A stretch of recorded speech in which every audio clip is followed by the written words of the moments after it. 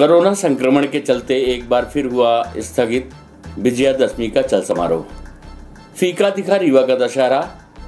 मैसूर के बाद रीवा में धूमधाम से मनाया जाता था चल समारोह। किला परिसर में गद्दी पूजन के बाद हुआ रावण वध। आपको बता दें कि रीवा में वर्षों पुरानी प्रथा पर इस वर्ष भी कोरोना वायरस का ग्रहण देखने को मिला। मैसूर के बाद रीवा रियासत में धूमधाम से मनाया जाने वाला दशहरा पर्व एक बार फिर न तो इसमें चल समारोह का आयोजन हुआ और न ही मां दुर्गा की सुंदर झांकियां निकाली गईं। वहीं रीवा के कॉलेज चौराहा स्थित एनसीसी मैदान में आयोजित होने वाले रावण वध व सांस्कृतिक महोत्सव कार्यक्रम भी स्थगित कर दिया गया। कोरोना संक्रमण के चलते इस बार भी किला परिसर में ही रावण वध का आयोजन किया गया। इस दौरान रावण के साथ दहन होने वाले मेघनाथ सहित कुंभकर्ण का पुतला किला मैदान से गायब रहा। हालांकि वर्षों पुरानी परंपरा के अनुसार गद्दी पूजन के बाद ही पुतला दहन का कार्यक्रम संपन्न हुआ। आपको बता दें कि लगभग 250 वर्षों से रीवा में दशहरे का पर्व बड़े ही उल्लास के साथ मनाया जाता रहा है और अब पिछले वर्ष की तरह इस वर्ष भी कोरोना वायरस के चलते वर्षों बाद किला परिसर में ही दशहरा के दिन रावण का पुतला दहन किया गया। रीवा रियासत का ये दशहरा अपने आप में अनूठा है। मैसूर के बाद एकमात्र रीवा ही ऐसा राज्य था जहां बड़े ही धूमधाम के साथ विजयादशमी का उत्सव आयोजित किया जाता था। शाम 4 बजे किला परिसर में ही गद्दी पूजन के बाद किला परिसर से चल समारोह के आयोजन की शुरुआत हुआ करती थी, जिसमें आगे रथ पर सवार होकर रियासत के महाराजा चला करते थे और सैकड़ों की तादाद में मां दुर्गा की प्रतिमाओं की झांकियां निकाली जाती थी। जिसके बाद एनसीसी मैदान में सांस्कृतिक महोत्सव कार्यक्रमों की शुरुआत होती थी और रात 12 बजे रावण दहन का आयोजन किया जाता था। लेकिन इस बार कोरोना काल के चलते जनभावना को देखते हुए विजयादशमी उत्सव समिति के द्वारा एनसीसी मैदान में होने वाले रावण वध कार्यक्रम का आयोजन निरस्त कर दिया गया और किला परिसर में ही आयोजन को सुनिश्चित कराने का निर्णय लिया गया।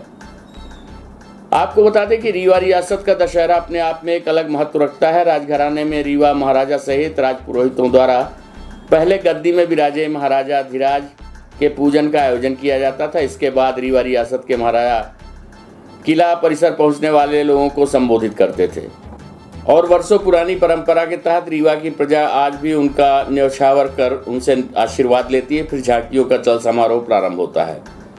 इसमें स्वयं आगे आगे रथ में रीवा धीराज की झांकी निकाली जाती थी। उनके पीछे अन्य मां दुर्गा प्रतिमाओं की झांकियां निकाली जाती थी, जिनके सेवक के रूप में रीवा महाराज पुष्पराज सिंह व उनके पुत्र दिवराज सिंह चलते थे। कहा जाता है कि इस बार रीवा रियासत में कोई भी राजा गद्दी में नहीं बैठा, बल्कि इस रियासत की गद्दी में आज भी भगवान लक्ष्मण ही विराजमान है, जो कि रीवा रियासत के कुल देवता हैं। पिछले वर्ष की तरह इस वर्ष भी दशहरा पर्व के अवसर पर आज किला परिसर में ही गद्दी पूजन के बाद महाराजा पुष्पराज सिंह व उनके पुत्र युवराज दिवराज सिंह को पान खिलाया गया। तत्पश्चात महाराज व युवराज द्वारा नीलकंठ के दर्शन कर उन्हें आकाश की ओर उड़ाया गया और इसके बाद किला परिसर से चल समारोह का आयोजन शुरू कर दिया गया। परिसर के सामने मैदान में भगवान राम के हाथों रावण का पुतला दहन किया गया और जमकर आतिशबाजी हुई। मीडिया से बात करते हुए महाराजा पुष्पराज सिंह ने कहा कि देश और रीवा की जनता को जल्द कोरोना से निजात मिले और पहले की तरह ही रीवा में दशहरा का हर्षोल्लास के साथ मनाया जाए। इसके साथ नशे के खिलाफ एक अभियान चलाकर रीवा को नशा मुक्त बनाना है। यही हमारी बुराई के प्रति एक और अच्छाई की जीत होगी। प्रस्तुत है इस संबंध में पुष्पराज सिंह महाराजा रीवा से प्राप्त जानकारी के अंश।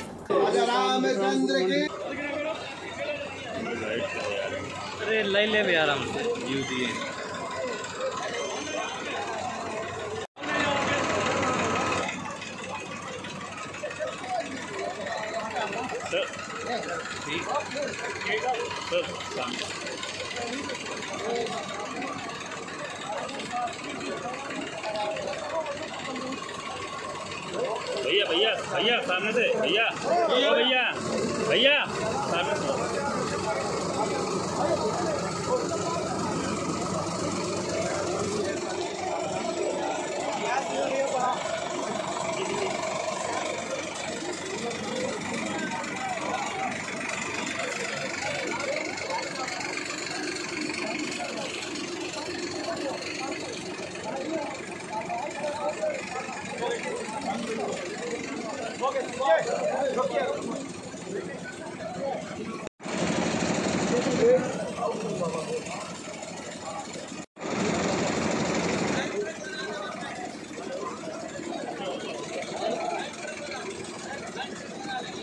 जय श्री राम, जय जय श्री राम, जय श्री राम, जय श्री राम।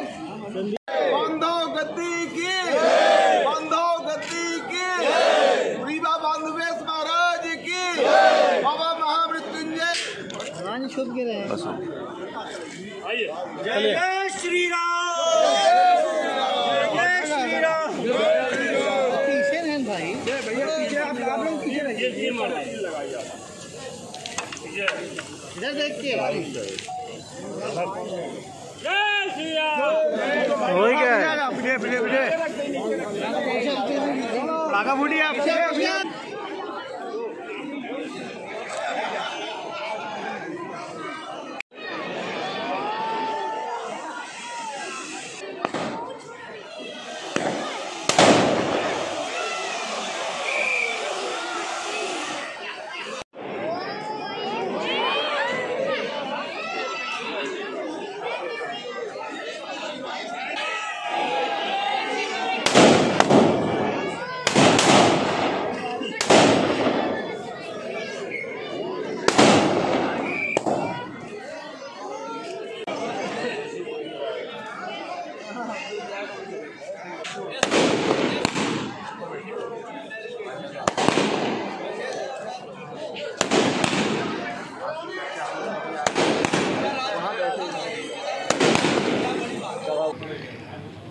देखिए, सनई सनई कोरोना भी कम हुआ है, लेकिन जो 2 वर्ष हम लोगों ने देखा है, पूरे भारत देश ने और पूरे विश्व ने देखा है, तो एक नसीहत तो मिली है कि कहीं ना कहीं अगर हम अपने आप में डिसिप्लिन रखें और कहीं ना कहीं उन नियमों का पालन करें तो हम कोरोना जैसे महामारी से बच सकते हैं। लेकिन पूरे विश्व ने इसका एक बहुत भयानक स्वरूप देखा। उसी के चलते गत वर्ष तो बिल्कुल हो ही नहीं पाया था। इस वर्ष भी बहुत सीमित रूप से करवाया जा रहा है। हालांकि अब कार्यक्रम तो होने लगे हैं, लेकिन फिर भी यहाँ पर बहुत सीमाएं बरती गई हैं। हमारी यही गुजारिश है, हमारा यही संदेश है, हमारा यही निवेदन है कि अभी भी जब तक पूर्ण रूप से हम इसके ऊपर हावी नहीं हो जाते हैं, हालांकि देश के अंदर एक बहुत बड़ी संख्या के लोगों ने वैक्सीनेशन लगा लिया है, डबल वैक्सीनेशन भी हो चुके हैं, वो एक बहुत बड़ी उपलब्धि है।